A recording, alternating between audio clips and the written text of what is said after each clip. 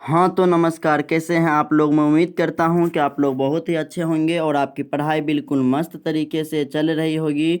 मैं अजय यादव आप सभी का मोस्ट वेलकम करता हूँ आपके अपने YouTube channel AY online academy पर।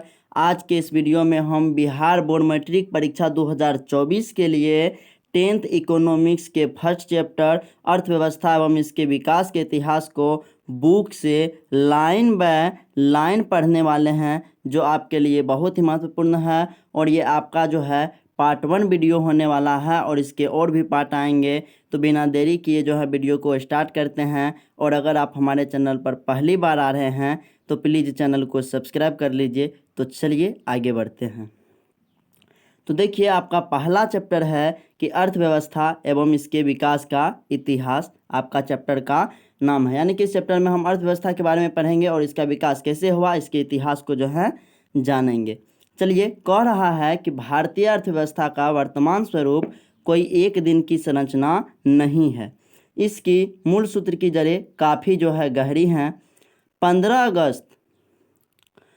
अगस्त 1947 को मिली आज़ादी से पहले, याद रखिएगा, भारत को जो आज़ादी मिली वो 15 अगस्त 1947 को मिली। और इससे पहले जो है लगभग 200 वर्षों तक जो है भारत अंग्रेजी शासन का एक गुलाम था।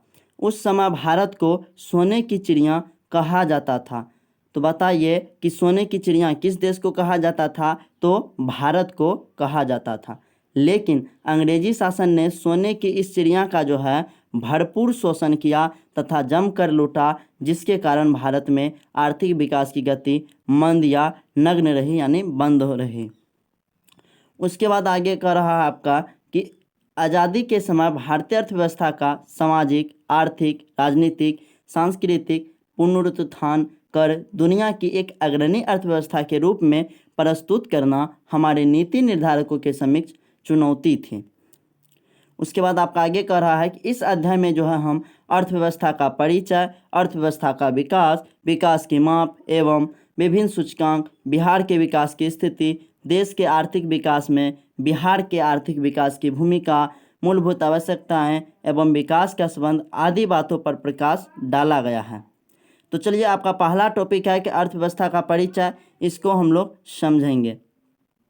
तो इसमें कह रहा आपका कि अंग्रेजी शासन ने भारतीय अर्थव्यवस्था को अपना एक उपनिवेश बना करके रखा था। तो याद रखिएगा, अंग्रेजी शासन ने जो है भारतीय अर्थव्यवस्था को अपना एक उपनिवेश बना करके रखा था। उन्होंने फूट डालो और शासन करो की नीति अपनाकर भारत को अपना दास बनाकर रखा था। तो आपके एग्जाम में पूछा जाता है कि फूट डालो और शासन करो की नीति किसने अपनाया? तो अंग्रेजों ने अपनाया था, याद रखिएगा। उसके बाद आगे है कि ब्रिटिश शासन के पूर्व भारतीय अर्थव्यवस्था का कृषि प्रधान होने के बावजूद, याद रखिएगा, कृषि प्रधान देश कौन सा है? तो वो आपका भारत है, याद रखिएगा। बावजूद उद्योग, व्यापार, यातायात, आधारभूत संरचना में अन्य कई महत्वपूर्ण देशों की तुलना में अच्छी स्थिति में थी, लेकिन शोषण एवं दमनकारी नीतियों के कारण भारत की स्थिति जो है जर्जर हो गई। उसके बाद आगे है कि गरीबी, अशिक्षा, अंधविश्वास, विषमता तथा शोषण का साम्राज्य था। अंग्रेजी शासन के लगभग 200 वर्षों में भारतीय अर्थव्यवस्था में कोई विकास नहीं हुआ। प्रति व्यक्ति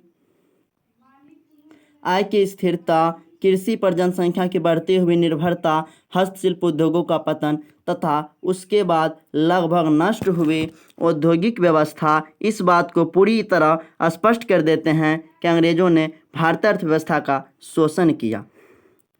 उसके बाद है आपका उपनिवेश, कॉलोनी, जिसको अंग्रेजी में बोलते हैं। जब कोई भी देश किसी बड़े समृद्धिशाली राष्ट्र के शासन के अंतर्गत रहता है और उसके समस्त आर्थिक एवं व्यावसायिक कार्यों का निर्देशन एवं नियंत्रक जो है शासक देश का होता है, तो ऐसे शासित देश को शासक देश का जो है उपनिवेश कहा जाता है। इसे आप कॉपी में लिख करके भी याद कर सकते हैं। भारत 200 वर्षों तक ब्रिटिश शासन का एक उपनिवेश था। तो आपके एग्जाम में पूछा जाता है कि भारत कितने वर्षों तक ब्रिटिश शासन का एक उपनिवेश था? तो 200 वर्षों तक। उसके बाद आपका अगला टॉपिक है कि अर्थव्यवस्था का अर्थ। कह रहा है कि हम अपने दैनिक जीवन में देखते हैं कि प्रायः सभी लोग अपनी आजीविका के अर्जन के लिए विभिन्न प्रकार की क्रियाओं में लगे रहते हैं। कि यानी दैनिक जीवन में हम क्या देखते हैं कि सभी लोग जो अपने अपने कामों में यानी कि आजीविका अर्जन के लिए जो है विभिन्न प्रकार की कामों में लगे रहते हैं। इसकी क्रियाएं मुख्य रूप से वस्तुओं एवं सेवाओं के उत्पादन से संबंधित होती है। तो इनकी काम क्या होती है? वस्तुओं का उत्पादन करना या नहीं तो सेवा का उत्पादन से संबंधित होता है। उदाहरण के लिए जो है किसान खेत में एवं खलिहानों में काम करता है, मजदूर कल कारखानों में, शिक्षक स्कूल तथा कॉलेज में एवं वकील कोर्ट कचहरी में अपने कार्य में लगे रहते हैं।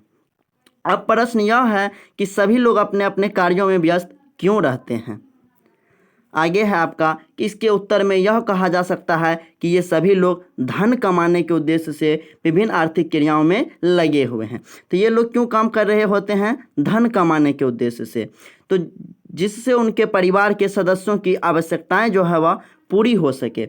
तो याद रखिएगा कि हमारी वे सभी क्रियाएं जिनसे हमें आय प्राप्त होती है आर्थिक क्रियाएं कहलाती हैं। जरूर इसे कॉपी में लिख करके याद आप लोग कर लीजिएगा।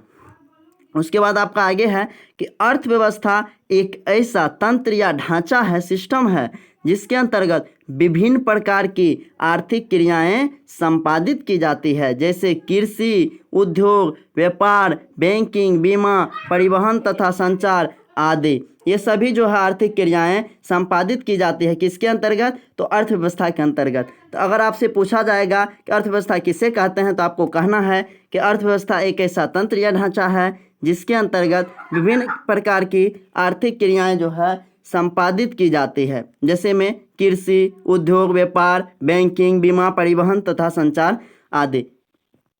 उसके बाद आपका आगे कह रहा है कि ये आर्थिक क्रियाएं एक और तो विभिन्न प्रकार की वस्तुएं एवं सेवाओं का संपादन करती है, तो दूसरी ओर जो है लोगों को रोजगार के अवसर प्रदान करती है ताकि वे अपनी आवश्यकताओं की संतुष्टि हेतु देश में उत्पादित वस्तुओं एवं सेवाओं का क्रय कर सके। आगे है कि इस तरह जो है प्रत्येक अर्थव्यवस्था दो प्रमुख कार्य संपादित करती है। तो बताइए प्रत्येक अर्थव्यवस्था कितने प्रमुख कार्य को संपादित करती है? तो दो प्रमुख कार्य को जो है संपादित करती है, जिनमें पहला कार्य है आपका कि लोगों की आवश्यकताओं की संतुष्टि के लिए जो है विभिन्न प्रकार की वस्तुओं एवं सेवाओं का उत्पादन करती है, और दूसरा लोगों के रोजगार के अवसर को जो है प्रदान करती है। उसके बाद आपका आगे है कि कुछ अर्थशास्त्रियों ने अर्थव्यवस्था को जो है निम्नलिखित प्रकार से परिभाषित किया है, जैसे ऑर्थर लेविस के अनुसार जो है अर्थव्यवस्था का अर्थ किसी राष्ट्र के संपूर्ण व्यवहार से होता है जिसके आधार पर मानवीय आवश्यकताओं की संतुष्टि के लिए वह अपने संसाधनों का प्रयोग करता है। ये नहीं पूछा जाता है आपके एग्जाम में, अगर आपको याद होता है तो याद जरूर कर लीजिएगा, वैसे ये पूछा नहीं जाता है। उसके बाद आपका आगे है ब्राउन के अनुसार, देखिए ये एम भी आया है क्योंकि ये आपके एग्जाम में पूछा जाता है। अर्थव्यवस्था आजीविका अर्जन की एक प्रणाली है। अर्थव्यवस्था आजीविका अर्जन की एक प्रणाली है, किसने कहा था? तो ब्राउन ने कहा था। उसके बाद दूसरे शब्दों में अर्थव्यवस्था आर्थिक क्रियाओं का एक ऐसा संगठन है जिसके अंतर्गत लोग कार्य करके जो है अपनी आजीविका चलाते हैं। इसे संक्षेप में हम कहते हैं अर्थव्यवस्था समाज की सभी आर्थिक क्रियाओं का योग है। उसके बाद आपका आगे है कि इसी प्रकार बिहार की अर्थव्यवस्था का अर्थ बिहार वासियों के संपूर्ण आर्थिक क्रियाओं के अध्ययन से है, जिसके आधार पर बिहार वासियों की मानवीय आवश्यकताओं की संतुष्टि के लिए बिहार के संसाधनों का प्रयोग किया जाता है। उसके बाद आपका अगला टॉपिक है अर्थव्यवस्था की संरचना या ढांचा, स्ट्रक्चर ऑफ इकोनॉमी। अर्थव्यवस्था की संरचना का मतलब विभिन्न उत्पादन क्षेत्रों में इसके विभाजन से है। तो अर्थव्यवस्था की संरचना का मतलब क्या है कि विभिन्न उत्पादन क्षेत्रों में इसके विभाजन से। चूंकि अर्थव्यवस्था में विभिन्न प्रकार की आर्थिक क्रियाएं तथा गतिविधियां संपादित की जाती हैं, जैसे कृषि, उद्योग, व्यापार, बैंकिंग, बीमा, परिवहन, संचार आदि। इन क्रियाओं को मोटे तौर पर 3 भागों में बांटा जाता है। आपके एग्जाम में काफ़ी बार पूछा गया है कि अर्थव्यवस्था की संरचना या ढांचा को कितने भागों में बांटा जाता है? तो 3 भागों में। पहला प्राथमिक क्षेत्र, इसे कृषि क्षेत्र भी कहा जाता है। दूसरा द्वितीयक क्षेत्र, इसे उद्योग क्षेत्र भी कहा जाता है। तीसरा तृतीयक क्षेत्र या सेवा क्षेत्र। चलिए, कह रहा है आगे कि सभी अर्थव्यवस्था की तरह भारतीय अर्थव्यवस्था की संरचना को 3 भागों में जो है बांटा जाता है। तो भारतीय अर्थव्यवस्था की संरचना को कितने भागों में बांटा जाता है? तो 3 भागों में। भारतीय अर्थव्यवस्था की संरचना को एक नई चार्ट द्वारा आसानी से समझा जा सकता है।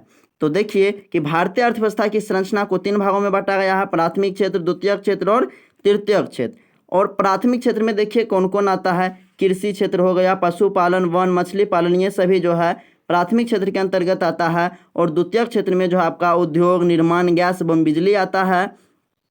और उसके बाद उद्योग के अंतर्गत जो है कुटीर उद्योग, लघु उद्योग, मध्यम उद्योग और बड़े उद्योग आते हैं। उसके बाद तृतीयक क्षेत्र के अंतर्गत बैंक, बीमा, परिवहन, संचार, व्यापार, अन्य सेवा, ये सब सभी क्या दे रहे हैं? सेवा दे रहे हैं, इसलिए जिन्हें सेवा क्षेत्र भी कहा जाता है और ये तृतीयक क्षेत्र के अंतर्गत आता है। उसके बाद आपका आगे है प्राथमिक क्षेत्र। प्राथमिक क्षेत्र को जो है कृषि क्षेत्र भी कहा जाता है। काफ़ी बार आपके एग्जाम में पूछा गया है कि प्राथमिक क्षेत्र को किस क्षेत्र के नाम से जाना जाता है, तो कृषि क्षेत्र के नाम से जो है जाना जाता है। इसके अंतर्गत कृषि, पशुपालन, मछली पालन, जंगलों से वस्तुओं को प्राप्त करना जैसे व्यवसाय आते हैं। तो बताइए कृषि क्षेत्र किसके अंतर्गत आता है? प्राथमिक क्षेत्र के अंतर्गत। पशुपालन प्राथमिक क्षेत्र के अंतर्गत। मछली पालन प्राथमिक क्षेत्र के अंतर्गत। जंगलों से वस्तुओं को प्राप्त करना प्राथमिक क्षेत्र के अंतर्गत आते हैं। उसके बाद आपका दूसरा है द्वितीयक क्षेत्र। द्वितीयक क्षेत्र को जो है औद्योगिक क्षेत्र भी कहा जाता है। इसके अंतर्गत जो है खनिज व्यवसाय, निर्माण कार्य, जनोपयोगी सेवाएं जैसे गैस और बिजली आदि के उत्पादन आते हैं। उसके बाद आपका तीसरा है तृतीयक क्षेत्र। तृतीयक क्षेत्र को सेवा क्षेत्र भी कहा जाता है। इसके अंतर्गत जो है बैंक एवं बीमा, परिवहन, संचार एवं व्यापार आदि क्रियाएं जो है सम्मिलित की जाती है। बताइए तृतीयक क्षेत्र को किस क्षेत्र के नाम से जाना जाता है? सेवा क्षेत्र के नाम से। और बैंक एवं बीमा किस क्षेत्र के अंतर्गत आते हैं? तृतीयक क्षेत्र या सेवा क्षेत्र के अंतर्गत। ये क्रियाएं जो है प्राथमिक एवं द्वितीयक क्षेत्र की क्रियाओं को सहायता प्रदान करती है। तो बताइए कौन सी क्रियाएं जो है प्राथमिक एवं द्वितीय क्षेत्र की क्रियाओं को सहायता प्रदान करती है? तो तृतीयक क्षेत्र की क्रियाएं। इसलिए जो है इसे सेवा क्षेत्र कहा जाता है। और जब यह प्राथमिक एवं द्वितीयक क्षेत्र के क्रिया को सहायता प्रदान करती है, इसलिए इसे सेवा क्षेत्र कहा जाता है। उसके बाद आपका आगे कह रहा है कि राष्ट्रीय आय में इन तीनों क्षेत्रों के योगदान को एक तालिका के द्वारा समझा जा सकता है। तो चलिए अब तालिका को देख लेते हैं।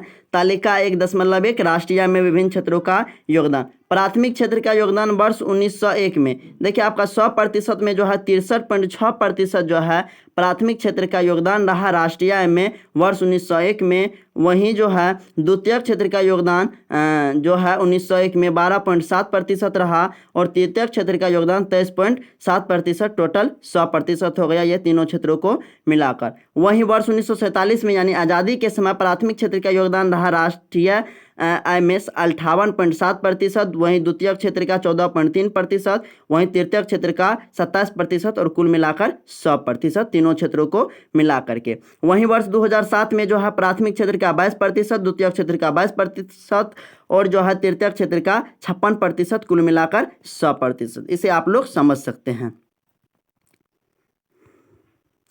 उसके बाद आपका आगे है कि तालिका 1.1 से स्पष्ट है कि आज़ादी के समय प्राथमिक क्षेत्र का योगदान 58.7% था, जो घटकर अब केवल 22% रह गया है। द्वितीयक क्षेत्र का योगदान 1947 में 14.3% था, जो अब बढ़कर 22% हो गया है। यहाँ पर आप देख सकते हैं। तृतीयक क्षेत्र का योगदान 1947 में 27 था, जो बढ़कर 56% हो गया है। इसका अर्थ यह है कि स्वतंत्रता प्राप्ति के बाद जो है योजनात्मक विकास के क्रम में भारत समृद्धि की ओर जो है बढ़ रहा है। आगे के पाठ में जो है हम अर्थव्यवस्था के प्रकार को पढ़ेंगे।